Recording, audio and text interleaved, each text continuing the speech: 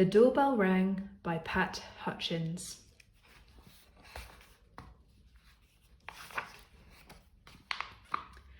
"I've made some cookies for tea," said Ma. "Good," said Victoria and Sam. "We're starving." "Share them between yourselves," said Ma.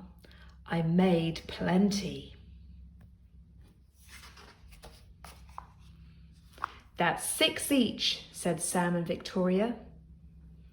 "They look as good as Grandma's," said Victoria.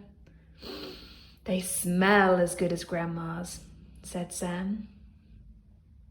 "No one makes cookies like Grandma," said Ma, as the doorbell rang. Ding dong! It was Tom and Hannah from next door. "Come in," said Ma. "You can share the cookies."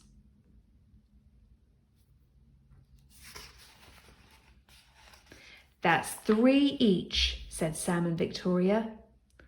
"They smell as good as your Grandma's," said Tom. "And look as good," said Hannah. "No one makes cookies like Grandma," said Ma, as the doorbell rang. Ding dong! It was Peter and his little brother.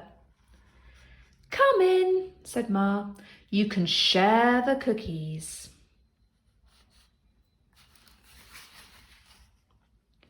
"That's 2 each," said Victoria and Sam. "They look as good as your Grandma's," said Peter, "and smell as good."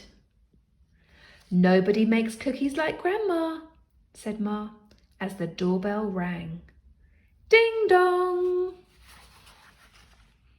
It was Joy and Simon with their 4 cousins. "Come in," said Ma.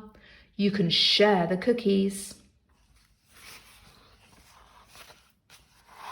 "That's 1 each," said Sam and Victoria. "They smell as good as your Grandma's," said Joy. "And look as good," said Simon. "No one makes cookies like Grandma," said Ma, as the doorbell rang. Ding dong! And rang. Ding dong! "Oh dear," said Ma, as the children stared at the cookies on their plates. "Perhaps you'd better eat them before we open the door." "We'll wait," said Sam. It was Grandma with an enormous tray of cookies. "How nice to have so many friends to share them with," said Grandma. "It's a good thing I made a lot." "And no one makes cookies like Grandma," said Ma, as the doorbell rang. Ding dong!